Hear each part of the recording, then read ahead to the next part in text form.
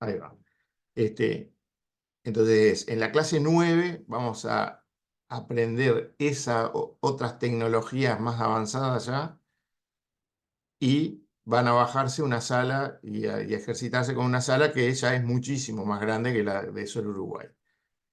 En- y con eso, con esa clase, prácticamente ya tienen todas las herramientas. Yo diría que quienes tengan en mente ya qué quieren hacer como trabajo final, debieran empezar a plantearlo, ¿tá? Para que lo vayamos analizando, vayamos viendo por dónde guiar esos trabajos. Les quiero hacer hincapié en que la idea de los trabajos no es generar algo que sea correcto desde el punto de vista de las hipótesis y los resultados utilizables en el mundo real. Lo que nos importa a nosotros es, a ver, un trabajo que ejercite las herramientas que recibieron en el curso. O sea, si las hipótesis son equivocadas, y bueno, los resultados serán equivocados, pero no es el tema, no es el punto aquí entrar con la exactitud de si, no sé, pusieron un crecimiento de la demanda de 8% y eso es imposible, será 2, 3, no sé. Ese tipo de cosas no es lo que vamos a estar mirando y con lo cual no vale la pena que nadie pierda tiempo en la realización de los trabajos, en tratar de juntar documentación y bases teóricas de lo que no sea el uso de las herramientas, que es lo único que vamos a evaluar nosotros. Bueno, en la clase, eso es la clase 9 que le diría, bueno, ya a partir de ahí yo esperaría empezar a ver con cada uno de ustedes, hacer grupos y que tengan trabajos, que vayan eligiendo trabajo. Seguramente nosotros generemos una lista de posibles trabajos, pero el que tenga un interés en particular, que avise, que diga, me gustaría hacer tal cosa. En la clase 10 van a venir Alejandra de Vera y Rafael Terra, que son del Instituto de Mecánica de los Fluidos, y son especialistas en estadística de la atmósfera, ¿no? Entonces, con ellos es que se desarrolló el modelo estocástico de caudales que correlaciona con la anomalía de la temperatura superficial del Océano Pacífico y les van a contar un poco, bueno, cómo desde el punto de vista de la física de la atmósfera, esos impactos, cómo son, cómo influyen y por qué los terminamos considerando nosotros en el sector eléctrico, en definitiva. En la 11, Guillermo Flieler les va a contar sobre la integración, cómo se asimilan los pronósticos a los CGHs hoy en el uso cotidiano, cómo a partir del ensemble se generan pronósticos de caudales, que es por corridas de programas globales de la atmósfera que pronostican lluvias, ¿tá? Eso se pasa por unos modelos de cuenca y eso termina siendo las simulaciones terminan dando, bueno, un pronóstico de posibles caudales. Que la forma de dar esos pronósticos son en base a un ensemble, a un conjunto de trayectorias posibles. ¿Cómo termina eso asimilándose adentro del CGH? Eso les va a contar Guillermo. Después en la 12 vamos a mirar un poquito sobre, bueno, el uso en la programación, en la operación del sistema, o sea, cómo son las etapas de programación, cómo se usa toda la plataforma. En el caso uruguayo, que es el que tenemos nosotros clarito acá, este, cuál es el uso real. Y las últimas dos clases que a esta altura pretendo que tengamos que parte de la clase sea consulta de ustedes por los trabajos que están haciendo para terminar, pero como chapa, digamos, va una descripción de un modelo de ciclo combinado horario y una descripción de un modelo de demanda con dependencia de la temperatura, que va a ser el final. Bueno, voy a arrancar entonces hoy con la herramienta análisis serial. En la clase pasada les mostré que los EGHs lo que tienen como tecnología es, tengo un conjunto de series temporales. Quiero hacer un modelo que me reproduzca las medidas de probabilidad que alguien puede hacer sobre lo que sintetice mi modelo. Entonces, lo que va a hacer cualquiera es agarrar una función de medida y hacer la integral de las ocurrencias de los valores de las variables aleatorias por su función de densidad de probabilidad que haya estimado en base a los datos que tiene. ¿Tá? Entonces, eh, con esto que les estoy diciendo es, que tu modelo para que resista comparaciones tiene que dar las mismas integrales de medida. O sea, la forma que la gente tiene de medir si algo se parece a otra cosa es ver las ocurrencias, la frecuencia con que ocurren determinados eventos y aplicar una función de medida, que podrá ser el valor esperado, la varianza o todas las que ustedes quieran. Pero al final del día es una integral en el espacio de las muestras de la densidad o la frecuencia, como le quieran llamar, con que aparece cada evento, por esa función de medición que se haya elegido. Entonces, la clave es reproducir la función de densidad de probabilidad. Tengo un conjunto de variables aleatorias, un vector, y quiero representar las dependencias tanto entre ellas como con sus pasados. Entonces ahora imagínense que como evento de ese proceso aleatorio, ustedes dicen, tomo una ventana temporal de los vectores de los valores, el vector de los valores de todas las señales, pero tomo en la ventana temporal, o sea que tengo muchos vectorcitos. Entonces su variable aleatoria, la que están mirando ustedes, es la concatenación de todos esos vectores. ¿Tá? Y lo que quieren respetar es la correlación, lo que quieren respetar es representar es la función de densidad de probabilidad de ese conjunto, ¿tá? Del conjunto de todos esos números. ¿Cómo hacer eso en una forma medianamente razonable? Les había mostrado que como forma de representación de procesos estocásticos, una de ellas muy común y usada es hacer lo que se llaman cadenas de Markov, ¿tá? Que no es otra cosa que clasificar el espacio de muestras, o sea, los eventos posibles, es decir, cuando las variables estas están entre tal y tal, hacer cajitas y decir, para medir la frecuencia, cayeron tantas veces en esta cajita, tantas veces en esta cajita, tantas veces en esta cajita. Y para tener la correlación temporal, además de tener la frecuencia con que se dio cada uno de los estados de Markov, a esa cajita le llamamos estado de Markov, se mide también cuántas veces transitó en un paso de tiempo el proceso de una cajita a cualquiera de las otras cajitas. Y se sacan entonces las probabilidades de transitar de un estado a otro. Como modelo para generar series sintéticas, simplemente, bueno, se parte de un estado, se hace un random, con cierta probabilidad se va a tal cajita, con cierta probabilidad, y generan una máquina que va generando movimiento de las variables que reproduce la misma frecuencia de estar en cada lugar y reproduce la probabilidad de que estando en un estado se vaya a otro. O sea, reproduce las cosas que se quieren. El problema para nosotros, o sea, para las aplicaciones nuestras, de un proceso de ese tipo, es que hay que decidir cómo discretizar el espacio de estado de las variables, o sea, el espacio de las variables, bueno, qué cajas hago y de qué tamaño, y que la máquina esa de Markov después me genera números que son discretos, o sea, me genera tal estado o tal estado o tal estado, y no es un continuo como es en la realidad. ¿Tá?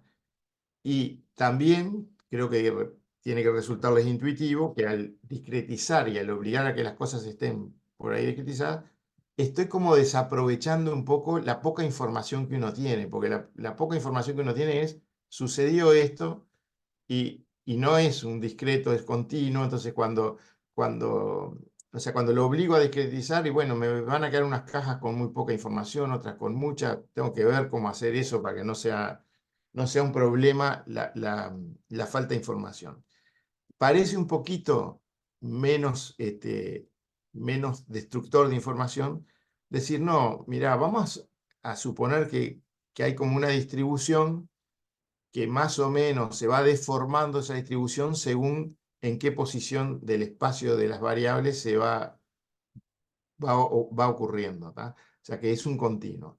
Entonces, con esa idea es que los modelos EGH dicen, bueno, vamos a dejar las variables continuas, vamos a buscar una transformación del mundo real a un espacio que se parezca a que las señales son gaussianas, o sea, tratar de tener un proceso gaussiano, y en ese espacio vamos a identificar la función de densidad de probabilidad. ¿Por qué? Porque en un espacio gaussiano la función de densidad de probabilidad queda absolutamente determinada por la matriz de covarianza de las variables. Entonces, solo con la matriz de covarianzas ya tengo la función de densidad de probabilidad.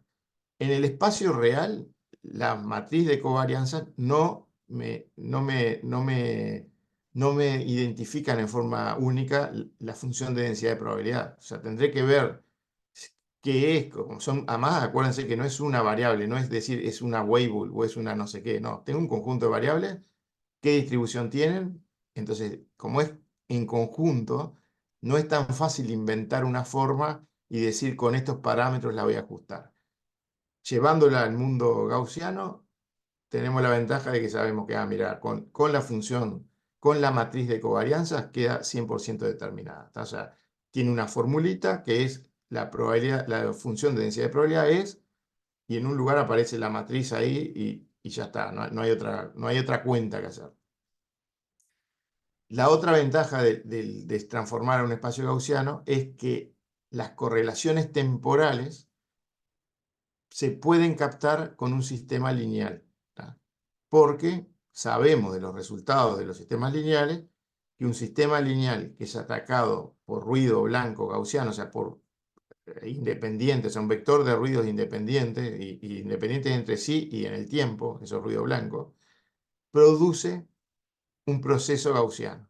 Entonces, tenemos la facilidad de decir, producimos un proceso gaussiano y tenemos las funciones para volver al mundo real. Las mismas que usamos para ir del mundo real al gaussiano son invertibles y pueden ir al revés. Ese es el concepto a través de los EGH. Cuando ustedes han visto tratamientos de series, seguramente por economistas o algo así, de series temporales, ven que 2 por 3 le toman el logaritmo, le hacen alguna cuenta, y la intención de eso no es otra cosa que regularizarla, normalizarla. O sea, es casi lo mismo que esto que estamos hablando del CGH, que es, no trabajes sobre la serie tal cual está. Como es positiva y no tiene negativos, le toman el logaritmo, le hacen esto. Al final del día es llevarla a un lugar donde mirar la serie como si fuera gaussiana es lo mejor que puede hacer. ¿Tá? O sea, aunque no esté en forma explícita dicho así, el tratamiento que ustedes han visto por ahí de series suele ser el tratar de normalizar la serie. Cuando hablan de la covarianza de Pearson o cosas así, fíjense que están restándole el valor esperado, dividiéndolo por el desvío, al final están normalizando la serie y intentando llevarla a algo con valor medio cero y desvío 1. Que es llevarla, o sea, el CGH lo que hace es lleva todas las series a ser gaussianas normales con valor medio cero y varianza unidad, o sea, y desvío 1. Entonces, transforma todo ahí, pum. La herramienta de este análisis serial, ahora o sea, se la pueden, vamos a trabajar con la serie de caudales que está aquí, y la herramienta de análisis serial la tienen ahí entre los binarios, ¿tá? Entonces, yo voy a abrir ahora la herramienta esa, esperen que sigo ahí con el Windows.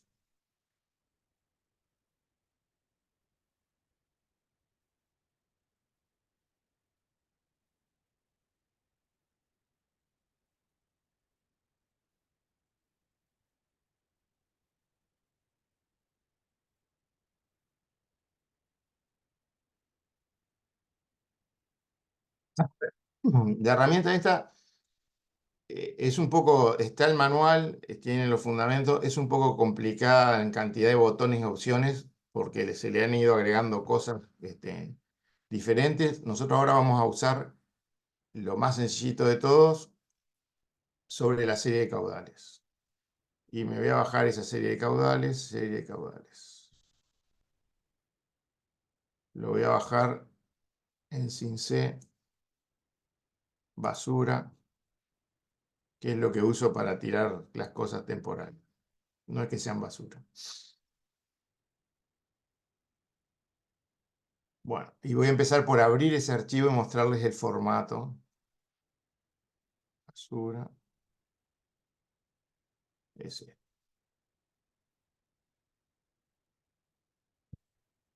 Como es punto .ods, lo abre en OpenCalc.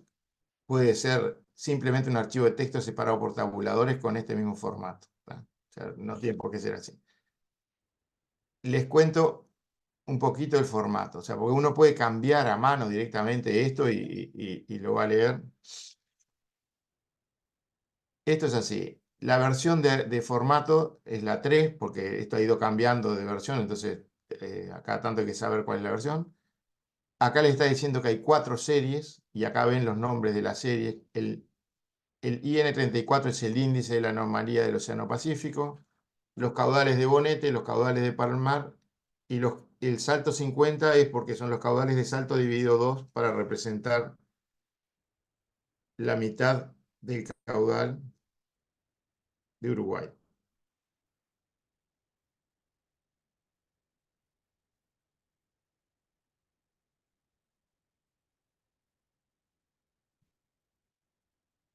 Después tienen la fecha, año, mes, día, hora, minuto y segundo de la primera muestra.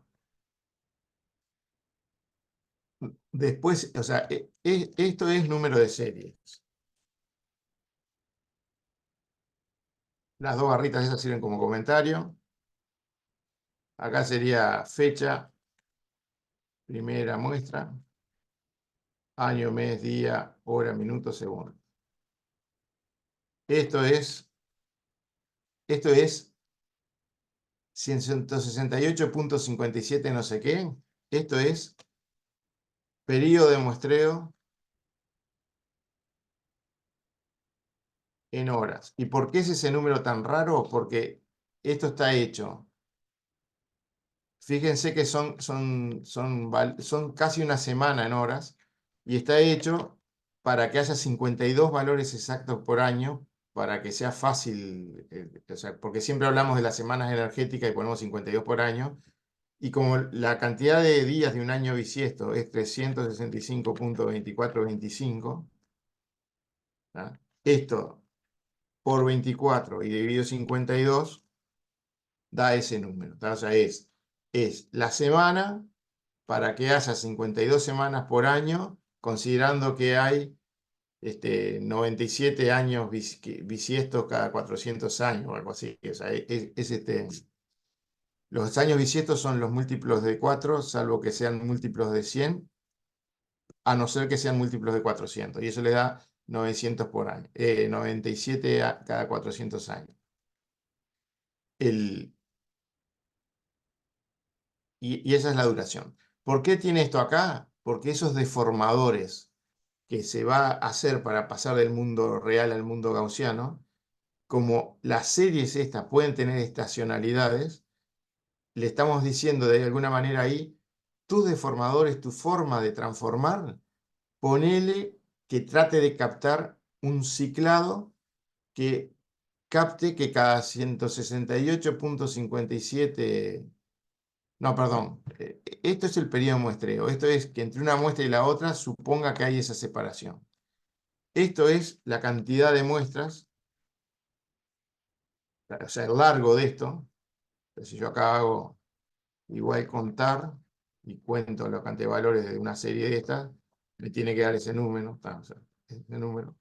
Y esto es la cantidad de muestras por ciclo principal. O sea, quiero que capte una estacionalidad de 50, que es un ciclo de 52 muestras. Cada 52 muestras, las funciones esas que deforman del mundo real al gaussiano se repiten. Ahí le están diciendo eso. Captar una estacionalidad de 52. Este 1 es la cantidad de crónicas que hay aquí. En este caso, que se tratan de series temporales obtenidas del mundo real, la cantidad de crónicas es exactamente una, porque la realización del mundo es una sola, ¿no?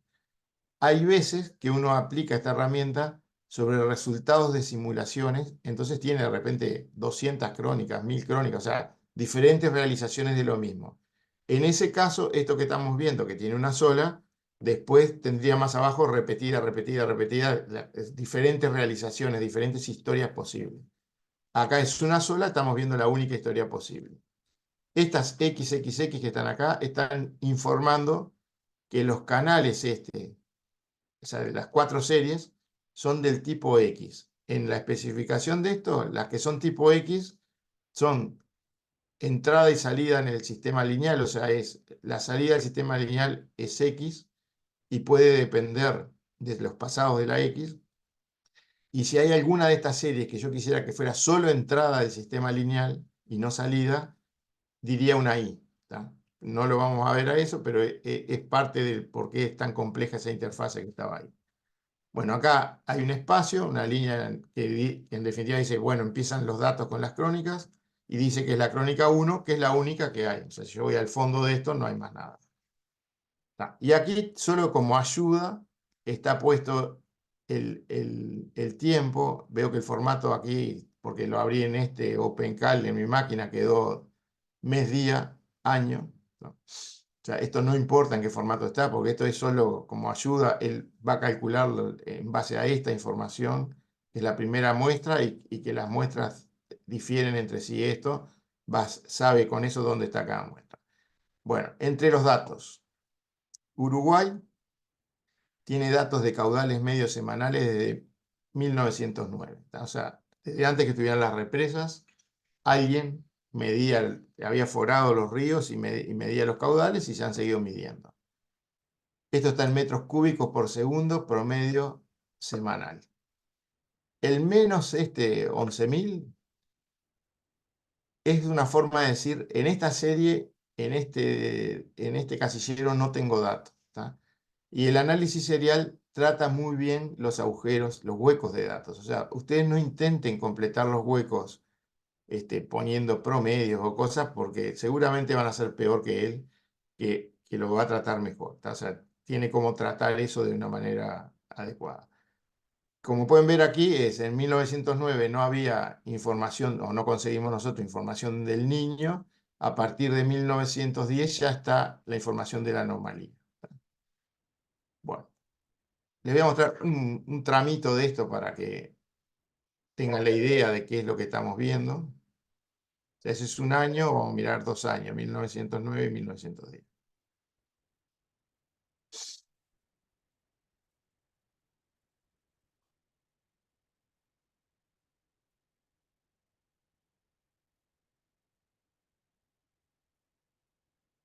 O sea, sobre los que hay datos, esos fueron los que fueron los promedios semanales. Y sobre bueno, esto que no hay datos, joroba un poco porque me queda el eje para abajo. Ya está. De esto, lo único que les aprovecho para mirar un poquito, fíjense, bueno, Salto sin duda tiene mucho más caudal que los otros, entonces el tema de escala joroba un poco, pero observen que acá hubo un evento, de aquí,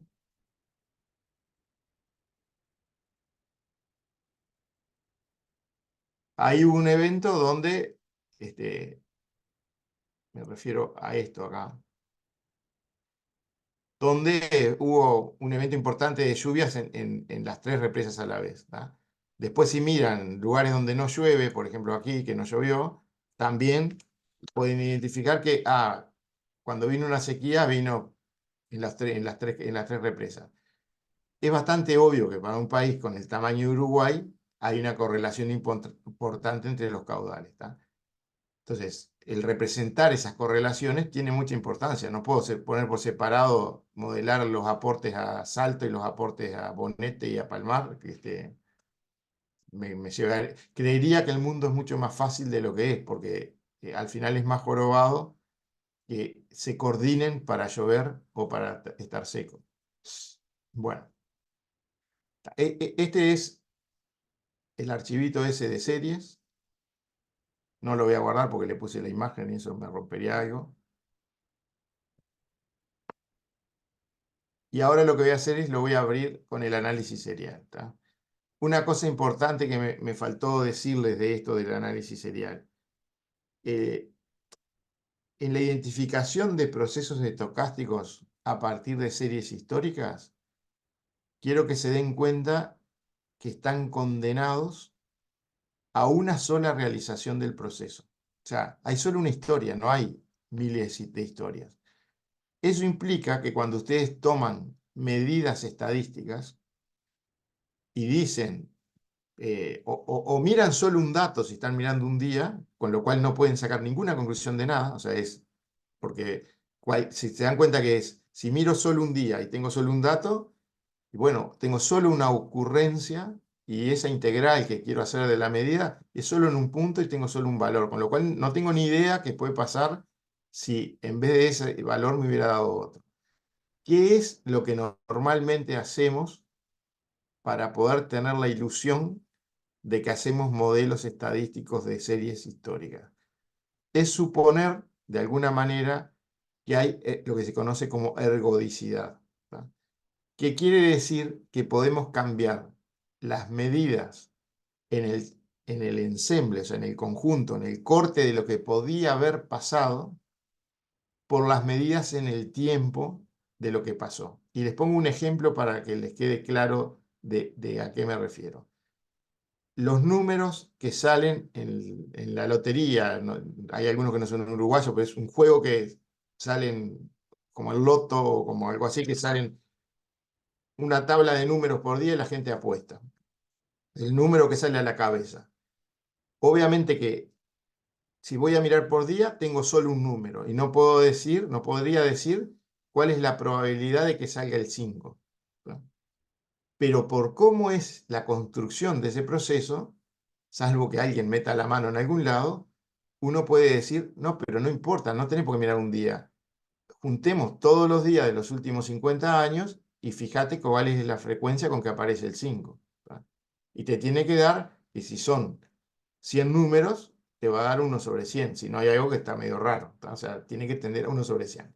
Entonces, en ese ejemplo les estoy mostrando que es, como sé que el proceso ese está en estado estacionario y tiene una lógica que es constante, entonces puedo decir que es ergódico y puedo tratar de decir que la frecuencia de que aparezca tal número, en vez de decir, pero necesitaría muchas muestras de lo que pasa el día de hoy, digo, no, uso todo el histórico.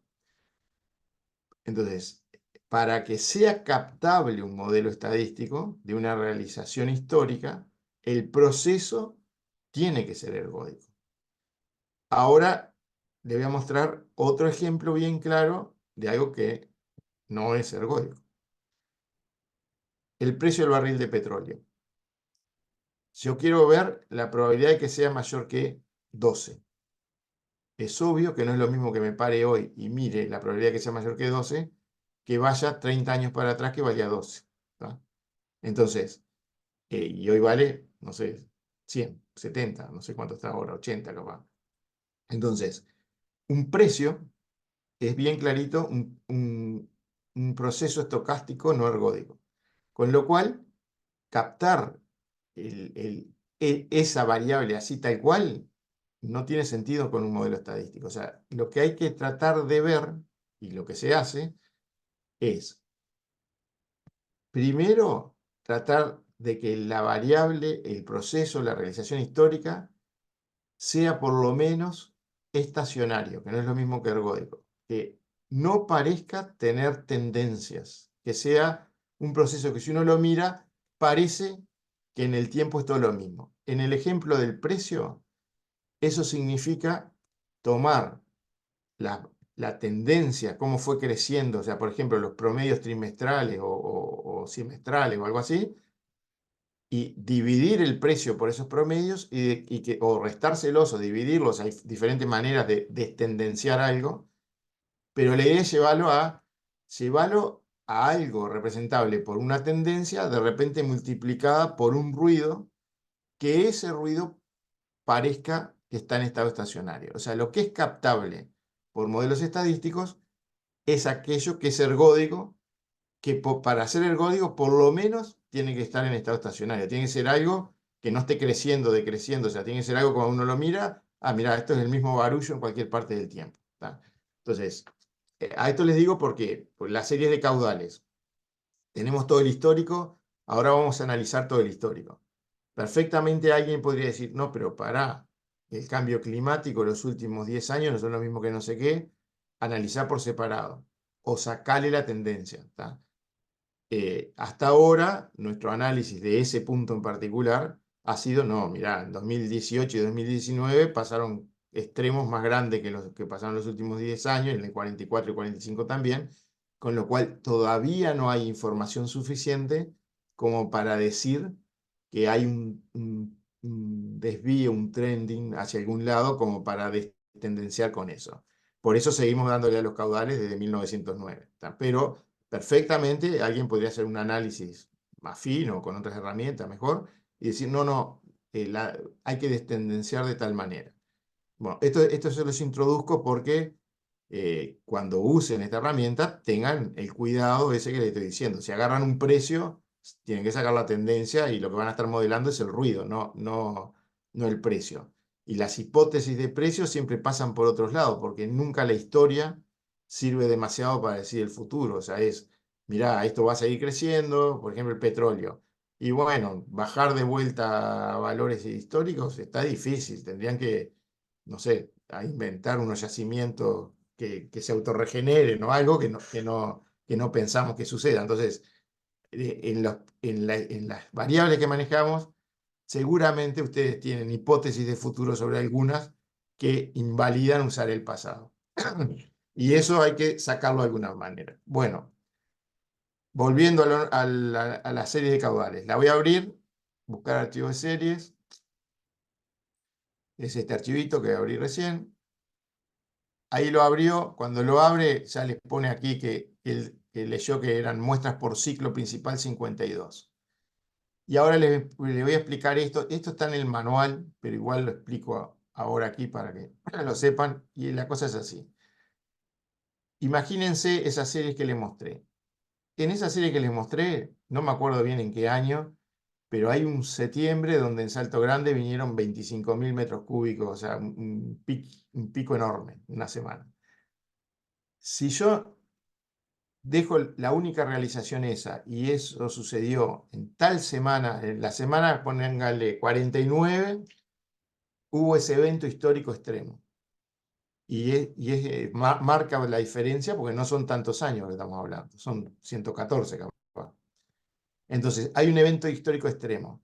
En el promedio, cuando yo agarro los 114 años y tomo un promedio, seguramente en el promedio se licúa porque es 1 en 100, ahí más o menos pasa. Pero cuando quiero mirar los histogramas de amplitud que genera el modelo, fíjense que esa semanita va a tener un pico en los extremos altos que no tiene la de al lado. ¿Tá? Y entonces sería una falsa precisión por el conocimiento que tenemos de los sistemas, decir que ese único evento marca una salida en los histogramas preponderante en de aquí en más, en la semana 49 siempre hay un pico del histograma, que en valor medio va todo bien, pero hay una probabilidad más alta que en la semana de al lado de que suceda tal cosa. Entonces, el usar así los datos tal cual, quiero que se den cuenta que introduce una falsa precisión. ¿Tá? O sea, en realidad estamos introduciendo ruido en la identificación por decir, en la semana 49 siempre el histograma es este. Para borronear un poco eso, o sea, difuminar un poco los datos, lo que decimos es qué overlapping usamos, que no quiere decir otra cosa que el dato que tengo, o sea, en el primer casillero dije, voy a hacer ciclos de 52. Mis lentes que me permiten ver todo gaussiano son 52. Ahora tengo que construir esos lentes. ¿Con qué muestra los voy a construir? Tengo 114 años y para cada lente entonces voy a tener 114 números. ¿Tá? El overlapping lo que está diciendo es, no, mira, ¿sabes qué? En realidad la precisión esa de una semana, entreverala con los 3 anteriores y con las 3 siguientes. Así que en vez de tener un dato por semana, vas a tener 7 datos por semana. Por 114. Ya poblaste mucho más los histogramas y borroneaste esa falsa precisión temporal. ¿Tá? O sea, el objetivo es no incurrir en falsa precisión. El sustento, una cosa que es fundamental en todas las cosas que hagan, es pensar en cuál es el sustento estadístico que tienen. Si yo, en vez de 114 años, tuviera 20, se dan cuenta que mis histogramas serían muy pobres. O sea, ¿con qué probabilidad supero el 5%? Y no te lo puedo decir, porque el 5%, si tengo 20 elementos, no pone, o sea, tengo una muestra para decir con qué valor se da más que tanto, ¿tá? Entonces, la cantidad de población con que hago los deformadores, eso, el deformador que me pasa, que en definitiva determina el histograma. Acuérdense que agarraba las muestras, las ordenaba de menor a mayor, y ahí tenía todas las muestras para pasar del mundo gaussiano al real y al revés. Si esas muestras son 114, cuando digo, a ver lo que sucede con probabilidad 5%, y voy a estar agarrando 5 muestras. ¿Tá? O sea, de un lado voy a tener 95, si fueran 100, tenía 95 de un lado, 5 del otro. Como sustento estadístico para decir el corte de probabilidad de 5% es este número, se dan cuenta que es medio pobre. O sea, de un lado tengo solo 5 ocurrencias diciendo, por arriba de esto hay 5. Si yo borroñé esto y lo multipliqué por 7, bueno, ya tengo 35. ¿Tá? O sea, es un poco más. Bueno, el siempre pensar cuál es el sustento estadístico de lo que tienen, de alguna manera los va a ayudar a no incurrir en falsa precisión. O sea, no tiene ningún sentido estar hablando de un modelo en que, con 5% pasa tal cosa y vamos a ver y tiene una muestra que lo sustenta. O sea, no es un bolazo de aquí a Pando. O sea, no tiene sentido. Bueno, eso es la razón del overlapping. Poner un overlapping de 3 y decir lo que sucede, estamos hablando de semanas en este caso, lo que sucede en esta semana, y bien podría haber sucedido en las 3 siguientes o en las 3 anteriores, es casi el límite de las variabilidades que podemos esperar nosotros en la parte esta de caudales. ¿Tá? Poner más de eso ya sería estar mezclando más de un mes, ya no estaría tan bueno. El traslapping. El ciclo principal es de 52. Ahora, imagínense las series de viento y de sol. Tienen estacionalidad anual. ¿Tá? Bueno, no serían datos, no serían 52, porque no serían datos semanales, serían datos horarios, cada día 8.760, o sea, toda la vuelta. Pero además del ciclo anual, uno dice, sí, pero además tengo un ciclo diario, porque no es lo mismo, de mañana sale el sol, esto y lo otro. Entonces, para eso tiene esta otra cosa que dice muestras por miniciclo. En el caso de una serie horaria, acá pondría 8.760. Overlapping, capaz que no pondría 3, pondría 1 o 2, o sea, lo que pasa en una hora podría haber pasado en la anterior o en la siguiente, si pongo 1, si pongo 2 es en las 2 anteriores y en las 2 siguientes. Pondría un miniciclo de 24 y pondría aquí que en realidad lo que sucede hoy puede suceder en los siguientes, de repente, 30 días o en los 30 días anteriores. ¿Tá? O sea, ¿cuántos miniciclos de estos puede saltar la muestra, pero para la misma hora? O sea, con esto le estaría diciendo, supónganse que acá pongo 1 y que esto fuera horario, después vuelvo al 52, que fuera una serie de velocidad de viento. Y acá le estaría diciendo, mira, perdón, acá diría 8.760. Es armar ciclos que tengan esta cantidad de horas por año. Ponerle un overlapping de 1 para que la serie histórica que tenga valga en esa hora más o menos una hora. Crea miniciclos de los deformadores esos de 20, o sea, miniciclos de 24. Y las muestras, las 3 muestras, ahora cada muestra vale por 3, porque es donde está una hora antes y una hora después. Y esas 3 muestras que salten 30 veces para adelante, pero que salten 24 horas, o sea, valen esta hora más 24, más 24, más 24, 30 horas para adelante y 30 horas para atrás. Con lo cual, vuelven a poblar muchos más los histogramas y vuelven a borronear la precisión temporal. Tá.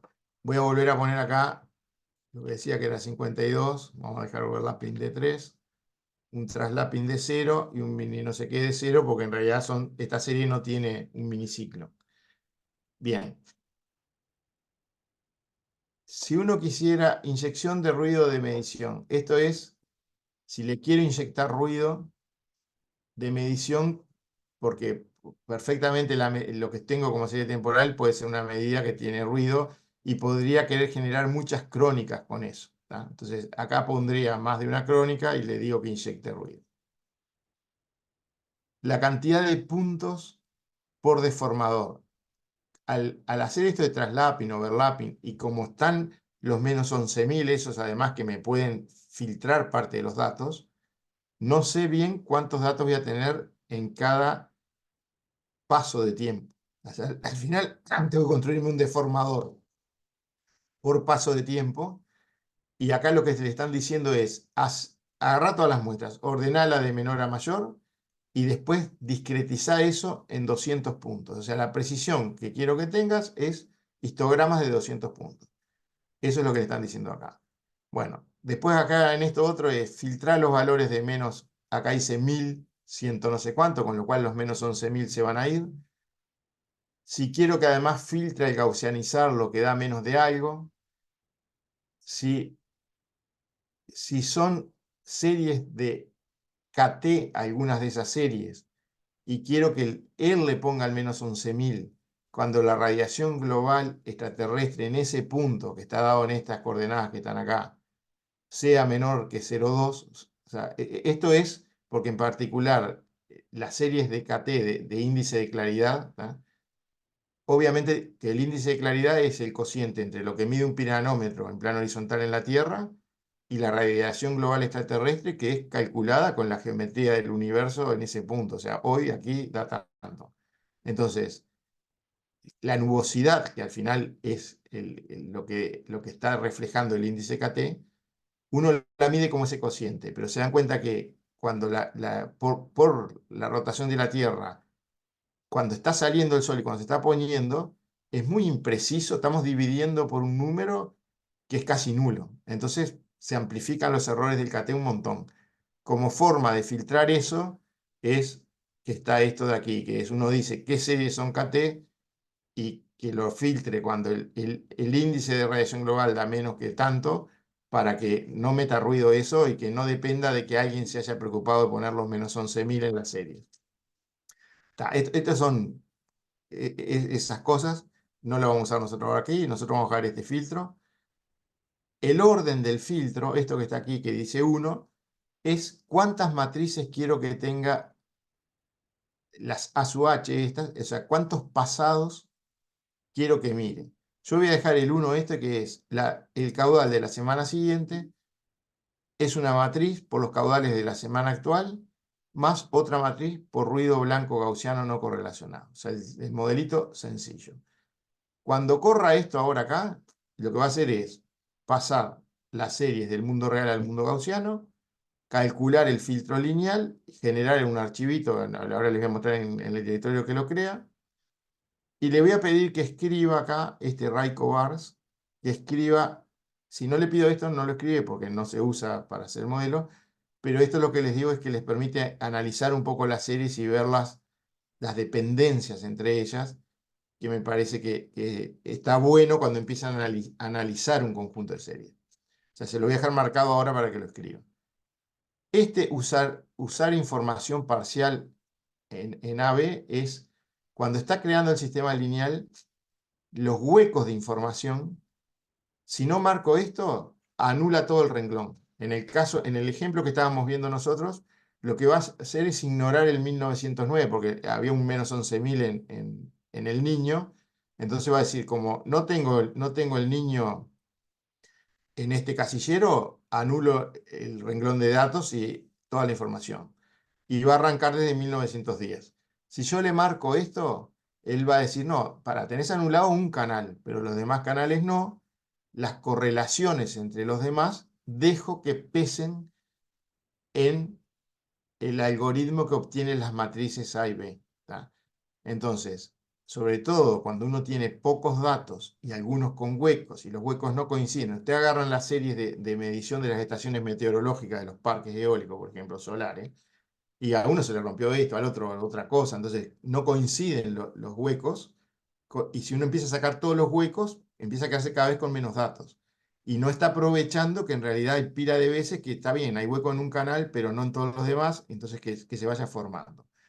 La identificación que hace del sistema lineal, cuando lean el documento de cómo está hecho, porque está en el fundamentos ese, y es una identificación por mínimos cuadrados, con lo cual cuando las muestras, el conjunto de muestras se agarra de a uno y se va sumando a una matriz donde después se promedian para obtener básicamente es para obtener las covarianzas. Entonces, las covarianzas, lo que está haciendo cuando usa información parcial, es dice, estas covarianzas, de esta puedo hacerlas porque tengo información, con esta no puedo. Y cuando suma, para después hacer el promedio de todas las muestras, lleva el contador de muestras. Entonces, en los casilleros donde logró sumar, el contador incrementa más que en los que por el hueco no logró sumar. Es tan sencillo como eso. Y eso es lo que hace al marcar aquí. Voy a dejarlo marcado, total, digo, mal no nos va a hacer. Bueno, para crear el modelo es apretar este botón simplemente. Uh, rompí algo. A ver qué rompí.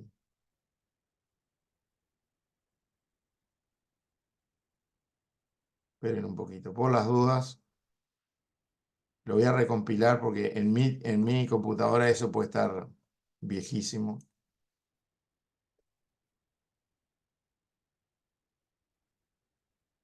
Que no sea nomás una cuestión de versión.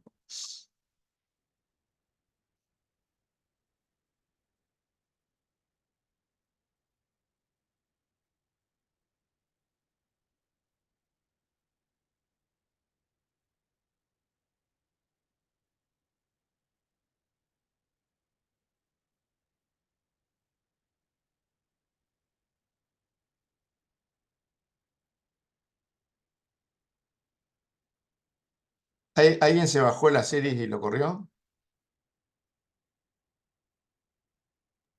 Yo la tengo bajada, acá le puedo dar correr, a ver. Sí, a ver si salgo de que se me rompió a mí acá o...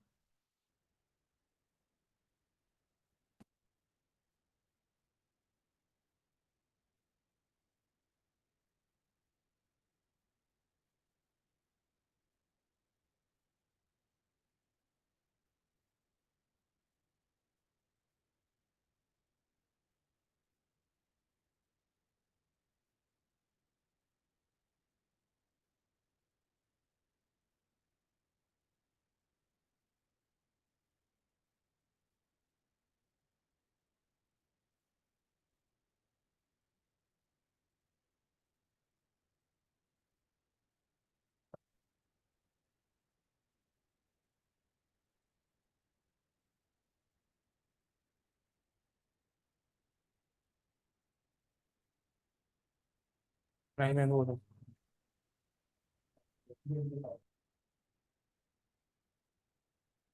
¿Te corrió? Sí, me salió fin del análisis. ¿Salió qué? Fin del análisis. Exacto. Yo me bajé la versión que está subida, o sea, lo que está en mi computadora sé que o sea, que, como estoy desarrollando cosas, capaz que cambie ahí. Me bajé la versión que está subida y acabo de correrla. O sea, apreté el botón y me apareció acá, fin del análisis, como dijo él, y me apareció esto que está acá. Que esto que está acá es la varianza por canal de lo no explicado. ¿Tá? Les explico así, estamos identificando un sistema en base a datos, que el sistema dice, la semana que viene los caudales los puedo calcular de la semana anterior como los valores de la semana anterior por una matriz más ruido blanco por otra matriz, y eso pasaba al mundo real. En el pasaje al mundo real, o para un lado o para el otro, es una transformación de amplitudes, o sea que ahí no importa mucho.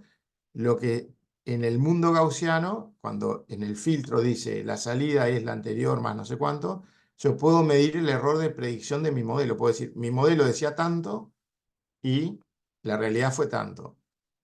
Ese error, el error de explicación del modelo, le calculo la varianza y eso es lo que aparece aquí. O sea, esto es la varianza de lo no explicado por canal. ¿Tá? Si ahí fuera 1 en todos los casos, quiere decir que mi modelo no explica nada. O sea, es el error que tengo. Están todas las series normalizadas, normales 0, 1 ahí en el espacio gaussiano. Y si el error, la varianza es 1, quiere decir que el aporte de la matriz A es 0, simplemente es todo el ruido blanco metido directamente en la salida. ¿No? O sea, me da eso. El que sea 0.049, se dan cuenta que quiere decir que el modelo explica un montón. ¿Tá? Y ahora vamos a ver que sí, que las matrices esas que tienen coeficientes que no son todos ceros. O sea, la matriz A tiene unos coeficientes altos. Ahora, antes de ir a ver qué es lo que genera mismo, le voy a poner en vez de 1 ahí, le voy a poner un 2, que es que le ponga que considere no solo el pasado de la semana anterior, sino del anterior y del anterior, de 2 semanas.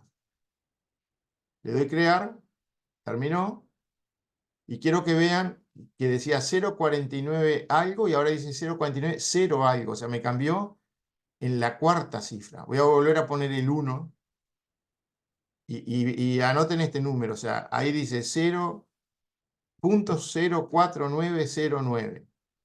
Le saco que en vez de mirar dos semanas, mire una sola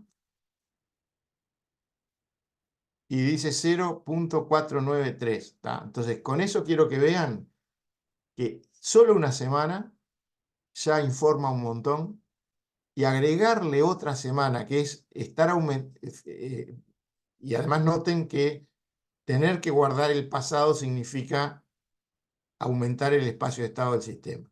¿Tá? O sea, ese vector de los caudales de la semana anterior pasa a ser la información de estado del sistema. Con lo cual, si en vez de mirar, estamos hablando de 4 series, mirar 4 valores, ya aumenté la dimensión del espacio de estado del sistema en 4 si considero los 4 valores. Si además de eso digo, no, pero ¿sabes qué? Mirá los 4 de la semana anterior y los 4 del anterior, ya le puse 4 más, ya son 8 dimensiones al espacio de estado. Con lo cual la maldición de Bellman nos mata. Uno cuando hace el análisis serial, en definitiva, aumenta ahí el orden del filtro, 1, 2, para ver hasta dónde vale la pena. Y hasta ahora siempre vale la pena casi que un paso de tiempo. Solo nunca hemos detectado algo que uno diga, uy, vamos a poner tantos pasos.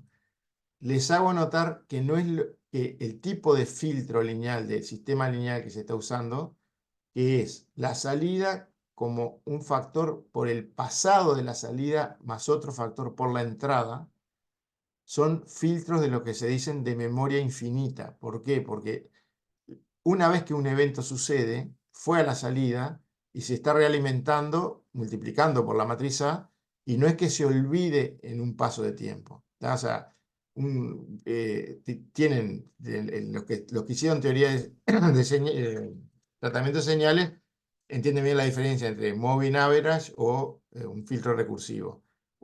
El moving average es, tomo el promedio y me voy moviendo. Es una combinación de las entradas solo y no de la salida.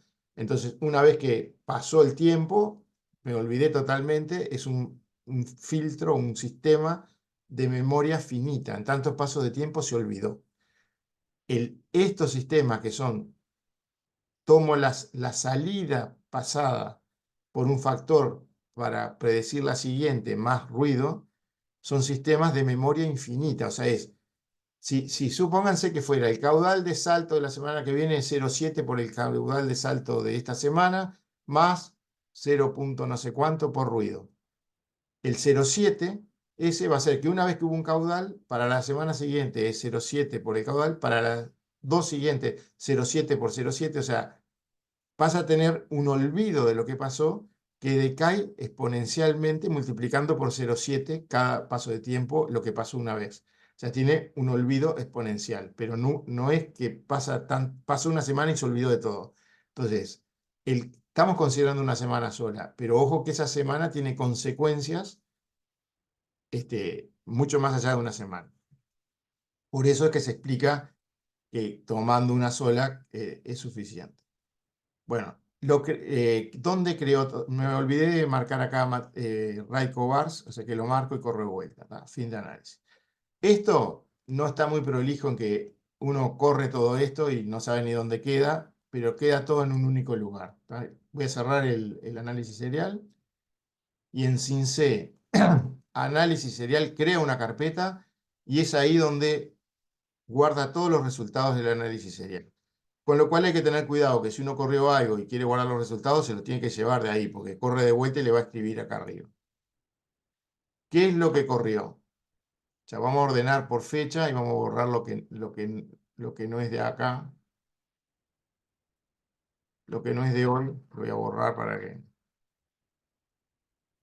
Bueno, no voy a borrar porque no sé qué es eso. Voy a guardar ahí.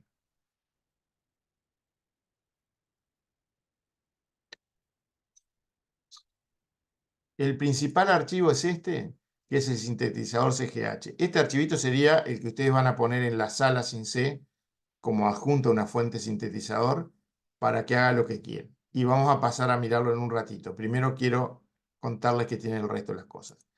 Este archivo tiene las series tal cual, en el mismo formato que las otras, que la de entrada, pero gaussianizadas. ¿Tá?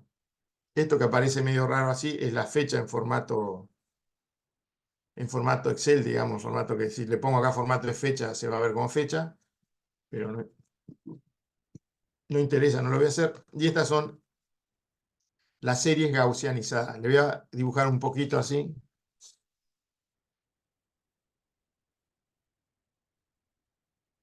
Esos son los aportes normalizados para que si yo tomo toda la serie de aportes y la miro como un histograma, voy a ver que es una normal 0,1. ¿Tá? Entonces, va a haber cosas ahí con valores entre -3 y 3 más o menos gaussianas. Para reforzar un poquito que eso es así, lo que voy a agarrar una serie de estas, la voy a ordenar y le voy a dibujar el deformador, en definitiva, cómo se vería ordenado de menor a mayor. Y ven que es la S de la gaussiana que tendríamos si ponemos una gaussiana. Entonces, lo que hizo con las muestras fue un deformador de amplitudes que las pasó de un lado al otro, ¿tá? Y las transformó en gaussianas. Estas son las series que consideró, las que quedaron.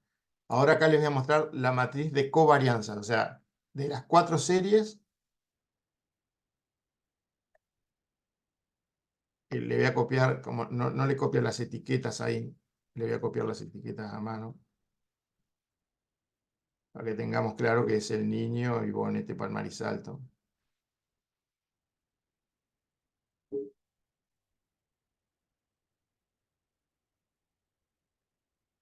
A ver, en el análisis el primer análisis que alguien hace de una serie es, bueno, ¿cómo es la matriz de covarianza entre ellas? ¿Va?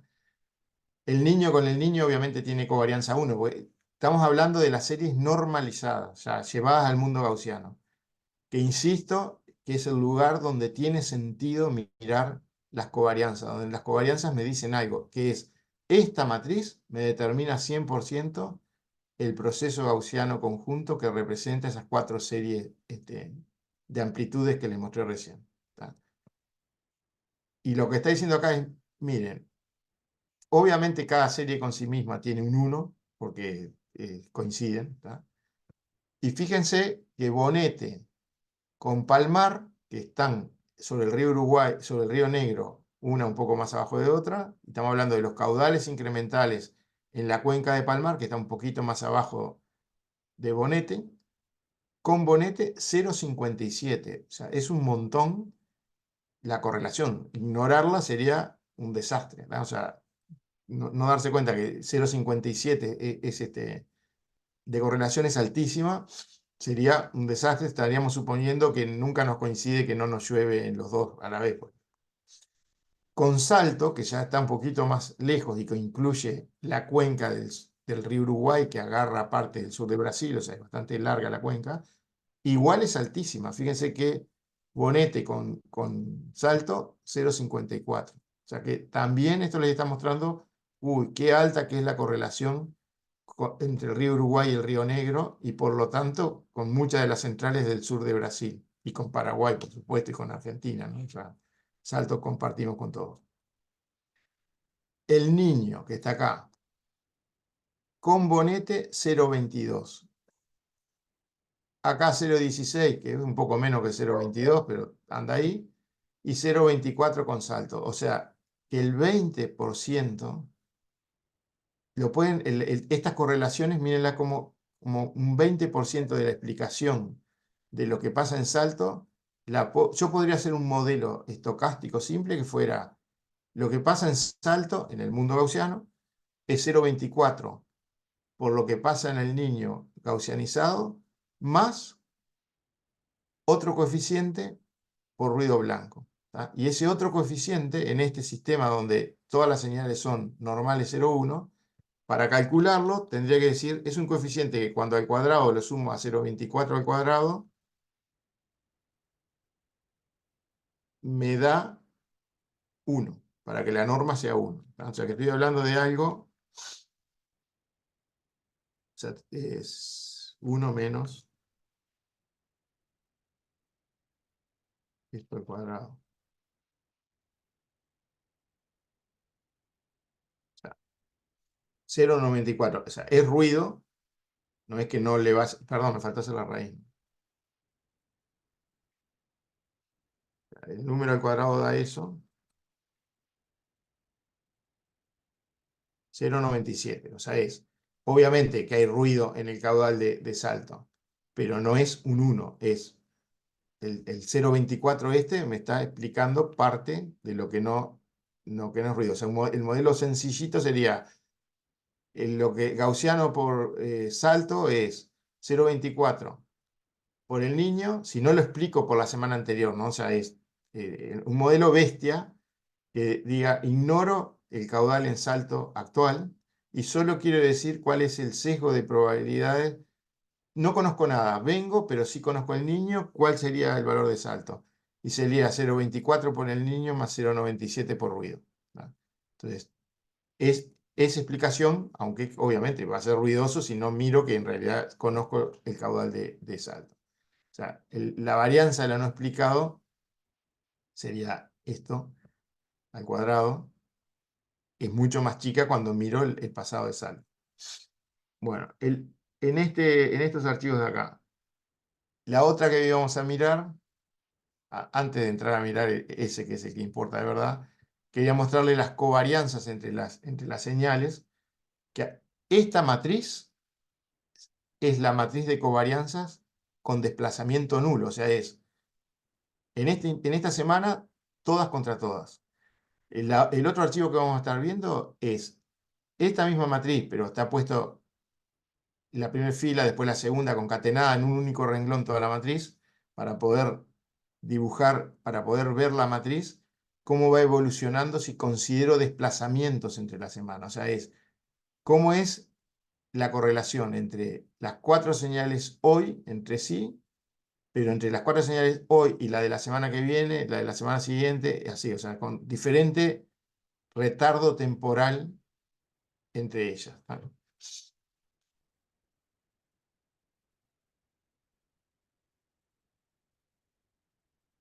Obviamente, mucho más datos e informaciones. Vamos a dibujar un poquitito. Estos son, con 0 semanas de desplazamiento, nos va a dar lo mismo que ya vimos, ¿no? O sea, en el primer renglón. Y así con más semanas.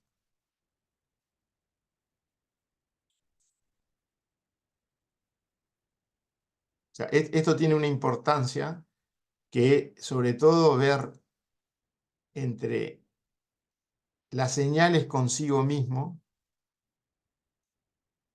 qué desplazamiento tienen y qué forma tiene esto.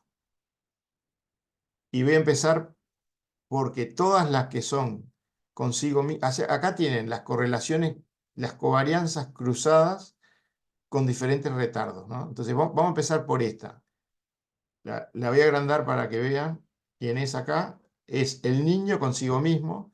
Todas las que son consigo mismo con desplazamiento nulo arrancan con covarianza 1, o sea que son las que empiezan acá.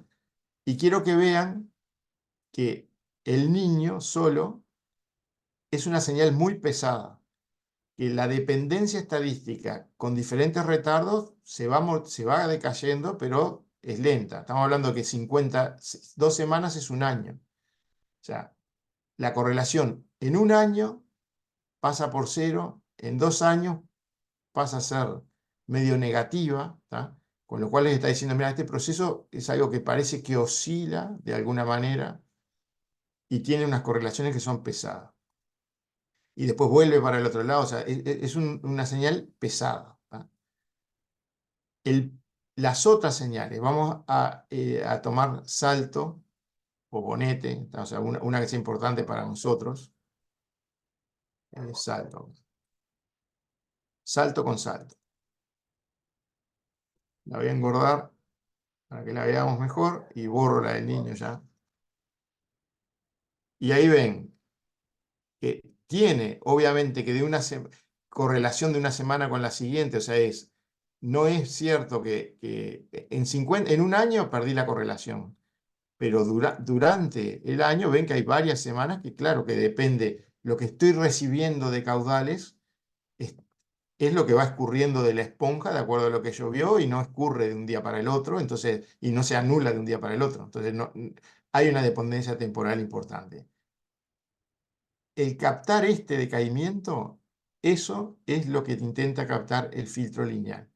Un filtro lineal, si fuera una señal sola, con un coeficiente solo, en vez de una matriz A, porque sería una señal sola, esta función que ven de decaimiento sería una exponencial la que daría el filtro. Y fíjense que la realidad, bueno, no es una exponencial, pero le pega cerca. Entonces, el filtro lo que termina ajustando es cuál es la exponencial que mejor le pega acá al principio.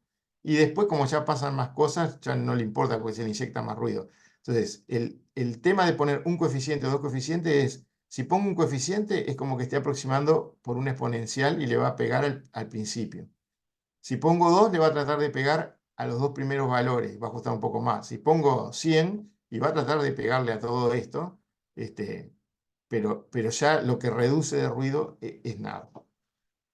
Bueno, eso es mirando las señales consigo mismo, que voy a borrar todas porque de ahí no vamos a sacar ninguna conclusión más interesante, y que nos quede solo alguna cruzada para ver, ¿tá? Entonces vamos a mirar, por ejemplo, el niño con bonete.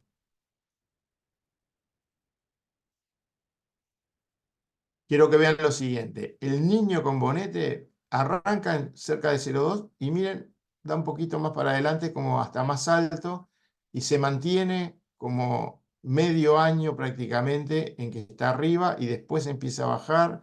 Entonces, las consecuencias si bien el factor es 0,2, que no es 1, obviamente, es algo bajo, o sea, es un número que no es súper alto, es una señal pesada, entonces va a estar influenciando, sesgando los caudales más tiempo en forma permanente hacia el lado que corresponda. O sea, este coeficiente, mírenlo como así, miren, es el valor que es pesado y además yo ya vi que la señal esa que multiplica esto es una señal que es pesada, que es lenta. Una vez que se fue para un lado, va a permanecer de ese lado, con lo cual el sesgo que me impone el 0,2 por su valor que me está impulsando hacia un costado, me lo va a impulsar durante el tiempo que permanezca de ese costado, que va a ser importante, comparado con el caudal de Salto Grande, es de Bonete en este caso. Bueno, eso da eso. Esto es Salto de Aparecido. Ahí ven. Vieron de vuelta que es el niño correlación hacia adelante con los retrasos de salto. Si tomo la señal al revés, porque acá están las dos señales, o sea, esta es el niño contra salto 50. Hay una que es salto 50 contra el niño, que es esta. Esa es al revés. atraso el niño. Ahí lo que ven es, salen del mismo punto, pero, pero salto no es que vaya a correlacionar mejor con el niño atrasado, es al revés. La precursora es esta y esta es como y salto es como una consecuencia de lo que viene del niño. Entonces, de alguna manera acá uno ve el retardo entre las consecuencias de algo. O sea, acá lo que están viendo es que lo que pasa en salto y está correlacionado y mejor correlacionado si espero una semana respecto a, a la variable del niño. Bueno, esto era para mostrarle el tipo de análisis que pueden hacer con el resultado ese del análisis serial, y que tengan en cuenta que este análisis que lo están haciendo con las series normalizadas, gaussianizadas, es de valor y de bastante más valor que si lo hacen con las señales en el mundo real. O sea, es más significativo porque tiene sentido. Por eso que les decía de que las covarianzas estas determinan la función de densidad de probabilidad. Y en el mundo real no lo hacen. Bueno, ahora vamos sí a el CGH. Este CGH, voy a poner acá CGH, IN 34, BPS 50, semanal. Y le voy a cambiar la extensión ahora solo para que me quede fácil abrirlo como separado por tabuladores en el OpenCal. Pero es un archivito de texto, ¿no? O sea, si lo abren con un programa de texto, es un archivo de texto separado por tabulador. Si lo abren en Excel, pongan ahí que está separado por tabulador. Acá, tabulador, y el punto decimal, o sea que el código sea Estados Unidos porque son números con punto decimal, punto. Si tienen ahí en español, les va a quedar medio torcido algo. Bueno, esto ya habíamos visto la vez anterior que para cada una de las series, acá dice número de series 4, número de series de entrada 0, estas son todas series tipo X, pusimos, o sea que estaba bien. Número de puntos por periodo 52, número de puntos por función de discretización 200. Eso es que cada renglón de esto tiene 200 puntos. ¿Vale? Y acá está puesto qué probabilidad sería eso, o sea, 1 sobre 200, 2 sobre 200, para llegar de 0 a 1. Un renglón de estos, ahí agarré 2,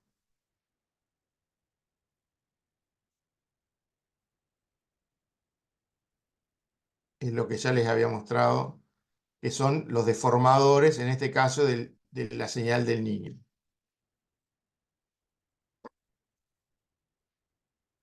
La de 0 a 1, como la anomalía del niño, es casi una gaussiana, porque es la temperatura menos la temperatura esperada. Esto da bastante parecido, ahí parece que no, porque está la escala, si te digo, de -3 a 3. O sea, eso es lo que da ahí no es del todo simétrico, pero da bastante gaussiano ya el deformador en sí. Agarremos bonete. La primera semana de enero de bonete.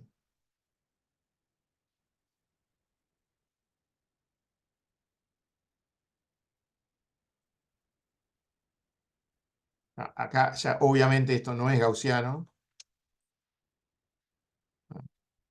Son números positivos, el caudal va a ser positivo, y bueno, y esta es la curva de permanencia, y lo que me permite pasar de esa primera semana, si conozco los metros cúbicos por segundo, entro por acá, saco el valor uniforme, voy a la curva S de la gaussiana y saco el valor gaussiano. Eso es lo que hace adentro el programa. Esto es lo que llamamos los deformadores, que le permiten tener las funciones para pasar de un espacio al otro. Bueno, están las tres series, 4, acá salto. Después de las series viene esto, que dice número de filtros 1. Esto porque uno podía haber dicho que quiere no un filtro único, sino así como los deformadores, hay uno por paso de tiempo, que son esas matrices que están ahí arriba, Uno podría decir, no, pero construirme un sistema lineal, uno por cada paso de tiempo y que vaya cambiando también según los pasos de tiempo. Entonces podría tener acá 52 sistemas lineales de estos, ¿tá? Generalmente no usamos que sea variable el sistema lineal, por eso acá casi siempre dice 1. Entonces, como dice 1, acá empieza el filtro lineal, que es el sistema lineal. Número de fuentes de ruido blanco gaussiano, 4. Número de series de salida, 4. Número de columnas de la matriz A, 4. La matriz A es esta que está acá. Si hubiéramos elegido en vez de un retardo, dos retardos, diría número de matrices de columna de la matriz A, 8, porque en realidad pondría como una matriz A que tiene lugar para las primeras 4 series y para las segundas 4 series. ¿Tá? O sea, está escrito así. Acá tienen la matriz A, tal como lo habíamos puesto. Esto es Bonete, Palmar y Salto. Todavía tenía ahí en el portapapeles los nombres de las series. Los voy a pegar acá también para que las tengan traspuestos. Vamos a ordenar un poquito esto para poder verlo mejor y analizarlo un poquito.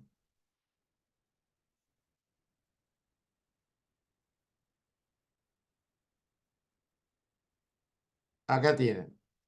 Esto estaría diciendo que Bonete en el espacio gaussiano, ¿tá? En el espacio gaussiano, un 0, como son normales 0, 1, un 0 es la P50 y es el valor esperado también, para que lo tengan claro. Entonces, cuando estamos hablando en este espacio gaussiano, las señales son todas normales 0, 1, el valor esperado es 0 y el P50 es 0 y pueden tomar valores negativos y positivos. Acá está diciendo que vamos a fijarnos en Bonete. Bonete, y vamos a sacarle un poco de dígitos porque... ah,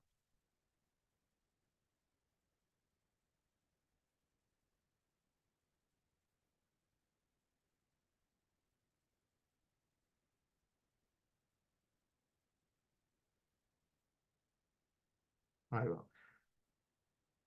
Bonete de la semana siguiente es 0,64, 0,4, 0,04, que parece nada, pero como le decía, parece nada, pero como el niño es persistente, este numerito juega una semana, juega la otra, y termina influenciando con el valor que vimos de covarianza, que era como 0,2, ¿tá?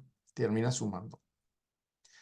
Bonete de la semana siguiente dice 0,04 por el niño de esta semana, por el índice del N34 de esta semana, más 0,64 por el de la semana, Bonete de la semana anterior, de esta semana. O sea, la semana siguiente ya me queda condicionada 0,64 por lo que me está pasando hoy, más 0,09 por Palmar, más punto, fíjense, esto es casi 0,1 y esto es casi 0,1 también, ¿tá? O sea, es lo que está pasando en Palmar y en Salto, de alguna manera algo me informan, ¿tá? El que más me informa es lo que está pasando en el propio Bonete. O sea, este renglón mírenlo como eso que es. Bonete en la semana siguiente, tanto por esto, tanto por esto, tanto por esto, de lo que está pasando en esta semana. Si se fijan, los coeficientes diagonales, 0,64, 0,67, salto 0,81, un poco más alto de la correlación consigo mismo. O sea, obviamente que la diagonal, perdón, esto no es la correlación, ¿no? O sea, la correlación son las que vimos antes. Esto es los coeficientes de correlación con un retardo. Sería eso más bien. Sería, ¿qué, qué me explica de la semana anterior, de esta semana la siguiente? Bueno, y el que tiene más el más pesado es el niño.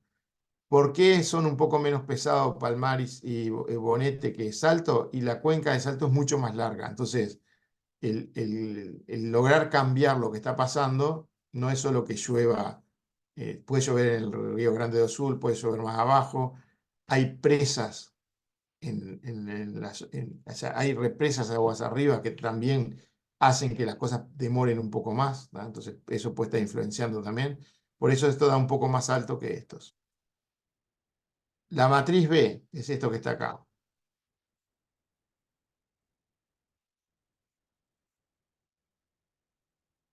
O sea, esta matriz es la que inyecta ruido blanco gaussiano.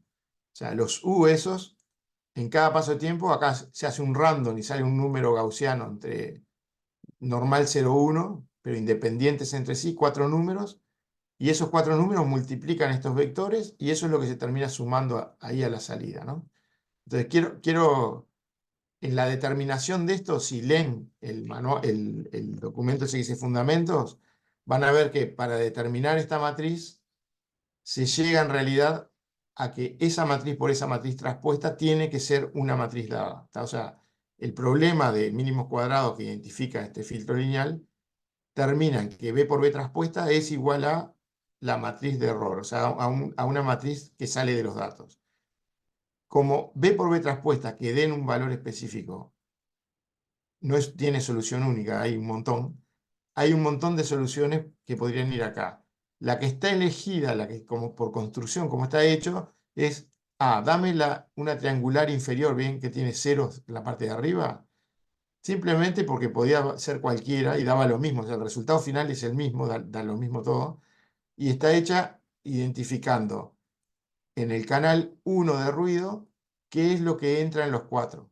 O sea, mírenlo así. Uy, miren, cuando llueve un 1 en un 1 y eso aporta 0,22 en el niño, o sea que este prácticamente es el niño y muy poquito aportan los otros. O sea, es el ruido en el niño, se le mete como 0,22 porque es muy pesado, ya se explica por sí mismo de semana a semana mucho, se le mete un poquito de ruido y algo tira hacia los demás canales, pero esto es más bien porque estamos mezclando números que porque podamos decir que tira de verdad.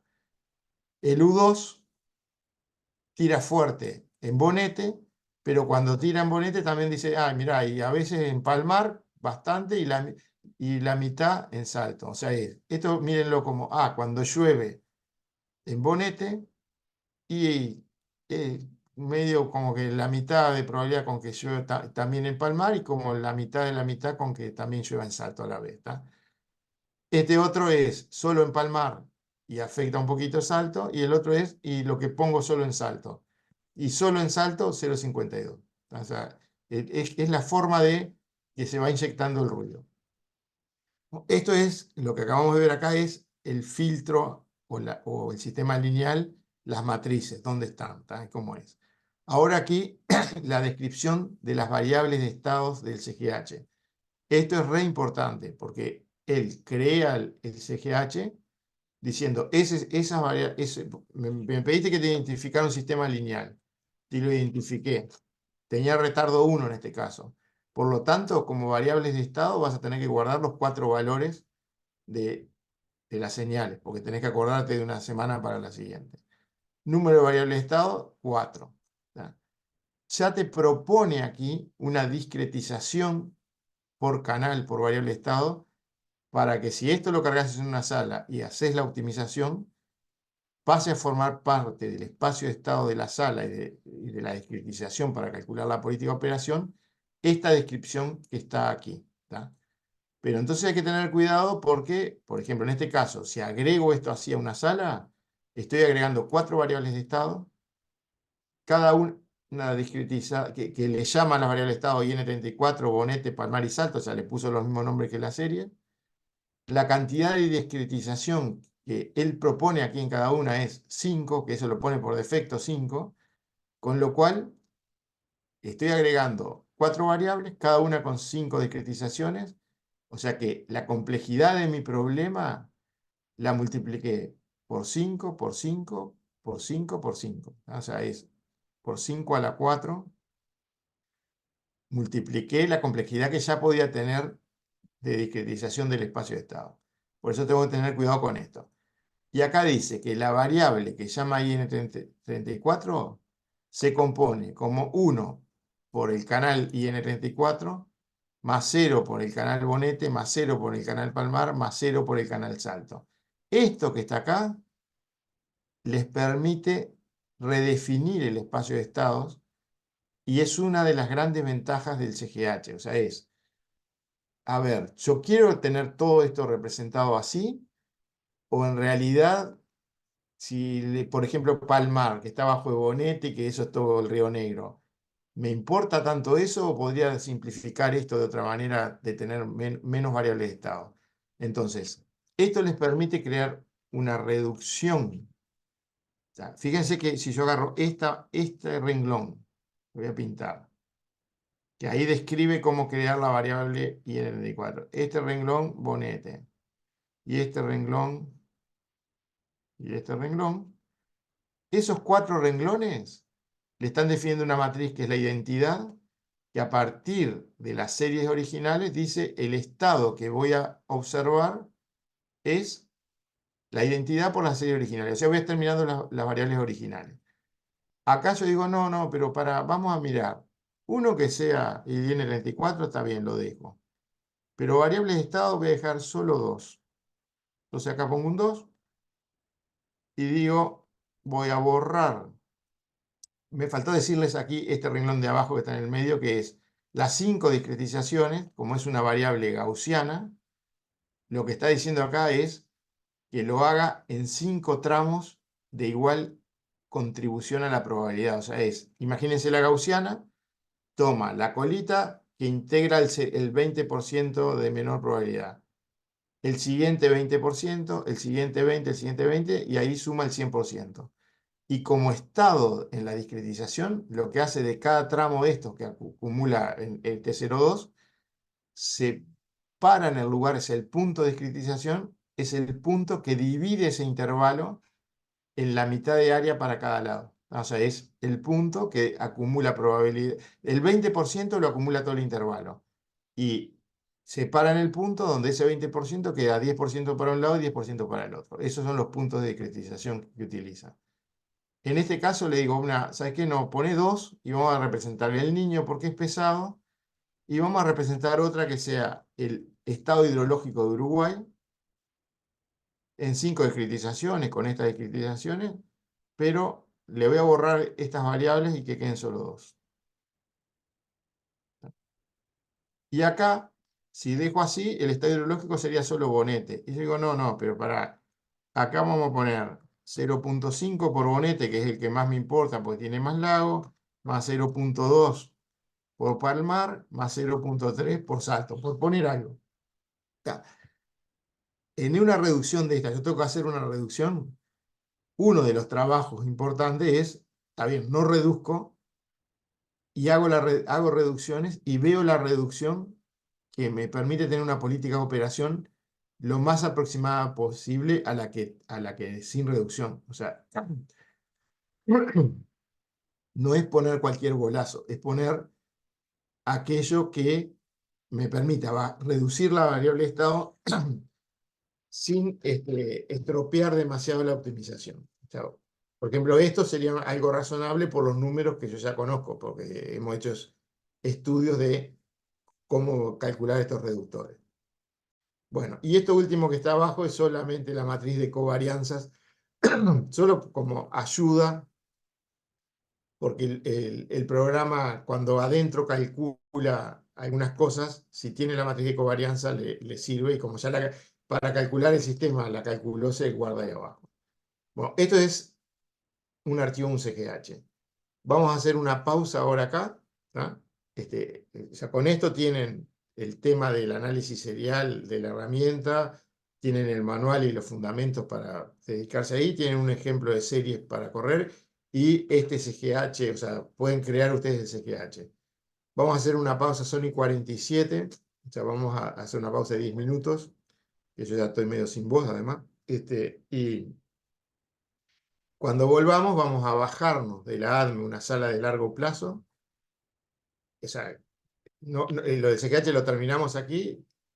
Vamos a bajar una sala de largo plazo, vamos a simplificarla para tener una sala que nos resulte un poco ágil, que nos sea un poco más ágil.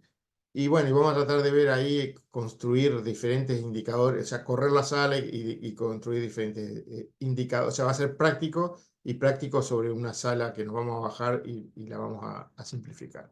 Bueno, nos vemos son y 48 y 58 nos vemos. Ya nos vemos.